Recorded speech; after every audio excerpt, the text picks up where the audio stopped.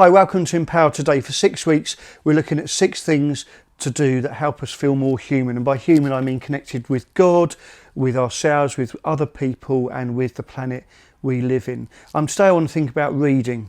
It may be, now I'm old fashioned. You can see I've got loads of books here. I love books. I feel guilty if I read from a Kindle, if I'm honest. So when I'm talking about reading, it can be reading books, reading blogs, it can be listening to things when you're exercising or driving. That counts as reading. Henri Nouwen, the Catholic writer and priest, said that reading is prayer. That released me so much when I read that, because it's connecting our heart and mind with God as we read things.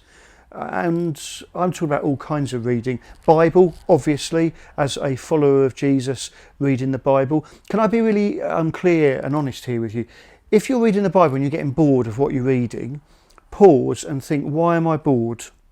Do I need to change the way I engage with God in the Bible? Do I need to get new Bible study notes or get a devotional book to read? Because sometimes we think, oh, I should always enjoy it. And so we keep going, and we're not getting anything from it. Also, reading the Bible, we may not have a moment with God every time we engage with the Bible.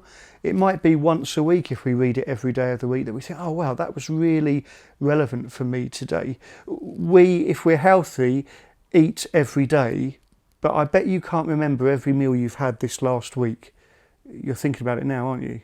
You can't remember last Tuesday, can you? But it was good for you. It did you some good. And it's the same with the Bible, that sometimes, wow, we connect with God through it, and sometimes we don't. If you don't read the Bible and you're thinking, I don't know where to start, I would really encourage you, start with the Gospel of Mark. It's the earliest one written about the life of Jesus, and it's the shortest, 16 chapters. And I'd challenge you to read a chapter a day, however many days a week you read it. And then just at the end of each chapter think, is there anything that jumped out in that passage to me that either encouraged me or really got up my nose? And why did it encourage me, or why did it irritate me? And just think that through. There's loads of other things we can read as well. Read books about nature. There's some wonderful things in the world. In lockdown, I read a book on trees. It was a book that had about 150 trees in it, and I just read about one tree each day. The complexity of them, the beauty of them, the history of them, the way that they help us in life is absolutely incredible. Novels are a great thing to read. When you read a novel, this is what I try and do, is I think, who is the Jesus character in this novel?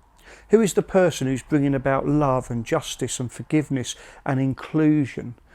Sometimes that's really easy if you're reading a novel like The Idiot by Dostoevsky, but with other novels you have to dig a bit deeper and think, because those novels open up the window of life to us from others. I've enjoyed the last couple of years really reading biographies and autobiographies and memoirs, not just of followers of Jesus, but of all kinds of people. I really enjoyed Stanley Tucci's book. I really enjoyed Richard E. Grant's book when he wrote about his wife's final year before she passed away. And there's some great Christian biographies out there as well that are really worth reading. Dallas Willard, an absolutely brilliant book in my opinion, about the Christian from America who was a philosopher and a leader of Christian ministers. Dig into books. Let them feed your soul. Do it regularly. Find a little chunk of time. You can read so many books if you just put aside 20 minutes. Oh, I haven't got time, Neil. Yes, you have. You spend that on Facebook. You spend that on your screen. So I challenge you to just trade a bit of that Facebook time for reading time, because it helps us to feel more human. Take care. See you next week.